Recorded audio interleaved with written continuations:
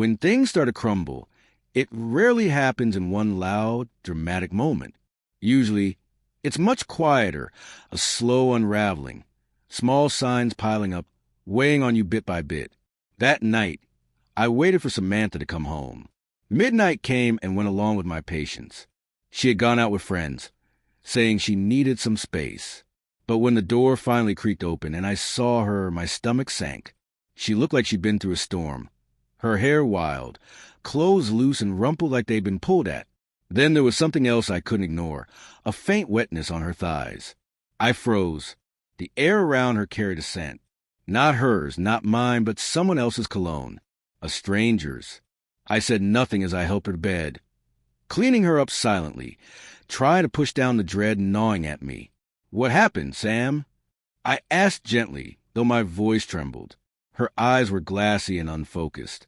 She barely met my gaze. It didn't mean anything. Just once. "I'm sorry," she whispered, her words thick with alcohol.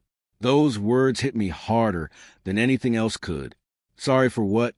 I wanted to scream. I needed answers, but didn't press her. Not then. Not while she was like that. I swallowed my questions, my anger, my heartbreak. I tucked her in and slipped out of the room, barely able to breathe. Part of me clung to hope that there was some misunderstanding. But deep down, I already knew something had happened, something that might be unforgivable. By morning, when the alcohol had worn off, I knew it was time to face the truth. I hadn't slept. My mind replayed everything. Her words, the scent, the way she looked. I sat at the kitchen table. Photos spread before me like silent accusations. Samantha appeared slowly, still wearing the same crumpled clothes from the night before. Her eyes were red, heavy with exhaustion and guilt. She froze when she saw the pictures I had taken. Not to shame her, but because I needed proof, something real when my thoughts felt like a nightmare. Close-ups of stains, a faint handprint near her waist. I didn't want to believe it, but there it was, evidence I couldn't ignore. "Do you even remember what you did last night?" I asked, voice low, aching, not angry. Her face crumbled, and she broke down right there in the kitchen. Tears streamed down as her shoulders shook. "I'm sorry," she whispered. "It was a mistake. I didn't mean for it to happen." I couldn't take it anymore. "A mistake?" I repeated, cutting her off. "You didn't just stumble into this. You made a choice. You went to that bar, got drunk, and let someone else touch you." She tried to explain, blamed the alcohol, said she wasn't thinking clearly, but it didn't matter anymore. Her apologies felt hollow, like they weren't meant for me, but for herself to ease her own guilt. That realization gutted me more than anything. "I need some air," I said. Standing up, I couldn't stay there watching her cry for herself. I walked out, leaving her alone with the damage she caused. You don't just brush something like this under the rug. Not when trust shatters. Not when your whole world feels like it's crumbling beneath you. I tried to bury the questions, but they clawed their way back. Who was he? Why her? And most of all, how long? Her confession was messy, but one name slipped out. Adam. That was all I needed. With social media, it didn't take long to find him. Adam was exactly what I expected. Clean-cut, smooth-talking, the picture-perfect type who could get away with anything. What hit me harder was realizing he wasn't a stranger. Samantha followed him. He followed her. This wasn't a one-time accident. It was a connection. Then I discovered something that made my stomach twist. Adam was married. Not just married, he had children. His social media was a highlight reel of domestic bliss. Family vacations, birthday parties, weekend barbecues, warm morning routines. He looked like he had it all. But then again, so did I, until now. The more I looked, the clearer it became. This wasn't random. It was planned. I needed more. I needed the full truth, even if it shattered me. So, when she was asleep, I went through her phone. I told myself it was for closure, but maybe it was desperation. The messages were brief, casual, but damning. Adam had known she'd be at the bar. Their texts were light, teasing, just enough to show they shared an understanding. He showed up because she'd be there. It wasn't coincidence. It was arranged. My hands shook as I read. They hadn't spelled out every detail, but they didn't have to. I saw enough. It wasn't some drunken mistake. It was deliberate, calculated, and that broke me all over again. It was obvious they both knew exactly what they were doing. Watching them together left no doubt. That was when I made my decision. Adam's wife deserved to know who her husband really was. She had a right to the truth just like I did. After confronting Adam, my next step was to focus on Samantha. The divorce was already in motion, but I needed closure before I could fully move on. I had his name. I had the proof. Now I had a plan. This wasn't about revenge. It was about doing what was right. I wrestled with whether to reach out to Adam's wife, Charlotte. Some might say it wasn't my place, but I didn't see it that way. She had every right to know. I sent her a message carefully worded, asking if we could meet. She replied the same day, and we arranged to meet at a quiet cafe downtown, a neutral spot where emotions wouldn't spiral out of control. When I arrived, Charlotte was already there. She was sitting alone at a small table.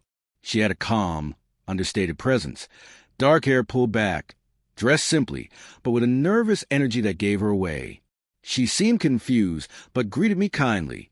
The moment she mentioned Adam, I saw the affection in her eyes, which made what I was about to say even harder. I didn't soften the blow. I told her directly. Her husband had been having an affair with my wife. Her smile disappeared instantly. Her hand trembled as she lowered her cup. For a moment, she just stared at me as if she couldn't quite comprehend what I just said. Then I laid out the proof. Screenshots of their messages, photos from that night, even a recorded confession where my wife had mentioned his name. She looked at everything in silence, her face growing paler with each piece of evidence. Tears welled up in her eyes, but she didn't let them fall. Not yet.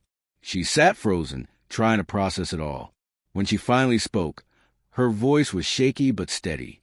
She thanked me for telling her. I nodded and stood up to leave. There was nothing left to say. What happened next between her and Adam was their problem to handle. As I walked away, a storm of emotions churned inside me. Anger, relief, guilt. But I knew my focus had to be on reclaiming my life and starting by letting go of what remained of my marriage. Back home, everything felt different. The house didn't feel like home anymore. Samantha moved through the rooms like a ghost, weighed down by guilt. I could see it in every glance and every word she said. She was desperate to make things right. Tears, please. Promises. She said she'd go to counseling, do whatever it took to fix us. Please don't give up on us, she whispered repeatedly. She left little notes everywhere, hidden in my coat pockets, on my pillow, that said things like, I love you and I'll never hurt you again. At first, I read them, then I stopped. She started cooking my favorite meals every night, hoping to bring some sense of normalcy back. But I couldn't sit across from her and pretend nothing had happened. Part of me wanted to believe her, to forgive, to save what we had built. But every time I thought of her, I saw someone else. The pain hit me like a punch to the gut. The trust and respect were gone. One night, she found me in the living room, her face swollen from crying. Her voice broke as she called my name. Please, Brad, I love you. I'll do anything to fix this. I looked at her, really looked, and said calmly, I don't think so. She collapsed to the floor, sobbing as if her heart would shatter under the weight of it. For days afterward, the house was silent. No shouting, no begging, just the heavy stillness that followed everything she had done. I had hoped counseling might give us clarity. But deep down, I already knew some wounds couldn't be healed. During those quiet days, I focused on preparing for what came next. I sorted through papers, finalized accounts, and packed away memories. I revisited every laugh, every fight, searching for something worth holding on to. In the end, it wasn't enough. One morning, I found her sitting on the living room floor, staring at the ground. Her eyes were red and swollen, and her body sagged with exhaustion. I held the divorce papers in my hand, hesitating, not because I doubted, but because I understood the weight of what I was about to do. You made your choice that night, I said steadily. This is mine. I placed the papers before her. She went rigid, her hands trembling as she reached for them. Brad, no. Please, she begged, her voice cracking. We can fix this. I'll do whatever it takes. She dropped to her knees, clutching my hand like it was the only thing holding her up, but I knew it was over. I gently pulled my hand away. I can't, I said. I've tried, Sam. I really have. But I can't look at you the same way anymore. I can't look at us the same way. My voice didn't rise. It didn't have to. The finality hung in the air. I walked away, leaving her sobbing on the floor behind me. As I stepped out of the room, a strange calm washed over me. There was grief, yes, but also relief. For the first time in a long while, I could breathe again. This wasn't the ending I wanted, but it was the one I needed. Some betrayals cut too deeply to ever heal, and hers was one of them. It's strange how something that once meant everything can end in such emptiness, but that became my new reality. I left the marriage alone but free.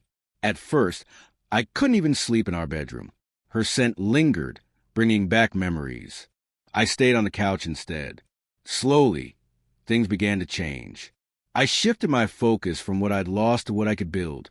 I got new furniture, rearranged things, repainted the walls. It wasn't just about changing the space. It was a declaration. This is mine now. I wasn't just rebuilding a house. I was rebuilding myself. The cracks were still there. The scars remained. But over time, the pain lessened, and in their place, something new began to grow. Peace. I don't know what became of Samantha. After we signed the papers, we stopped speaking. I heard bits and pieces that her life was difficult, and maybe that was as it should be. People say time heals all wounds, but I don't believe that. Time doesn't erase pain. It just teaches you how to live with it. For me, healing meant learning to embrace solitude. I'd rather have quiet peace than a life shadowed by betrayal. As for Samantha, I hope she learns to live with her choices. Not for me, but for herself. In the end, we both lost something. I lost a woman I thought I knew. She lost the life we had built together.